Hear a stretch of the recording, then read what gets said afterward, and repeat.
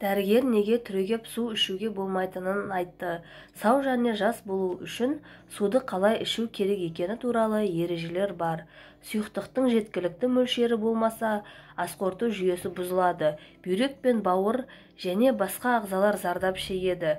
Күн сайын қанша сұйықтық ішетініңіз ғана емес, оны қалай ішуде маңызды. Суды отырып ішу керек. Біз суды түрегеп те іше береміз, бірақ дәрігерлер оның ағза үшін зиян екенін айтады. Суды тамақ жеген сияқты отырып ішу керек. Суды тұрып ішу ағзадағы сұйықтықтың теңгерімсіздігін тудырады. Бұл буындарда сұйықтықтың жиналатынына және артриттің дамуына әкелуі мүмкін. Отырған күйде жүйке жүйесі мен бұлшықеттер босайды. Сумен тағамды ассимиляция процесін жеңілдетеді. Сонымен қатар бұл позициядағы бүйрек түсетін сұйықтықты жақсы сүзеді, дейді Ирина Юзуп. Суды тұрып ішсеңіз не болады?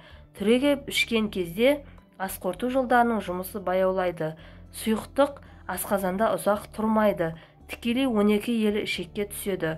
Отырғанда ішу әдеті ас қорытуда бүйрек пен қуық жұмысын жақсартуға көмектеседі деп түсіндіреді Ирина Юзуп.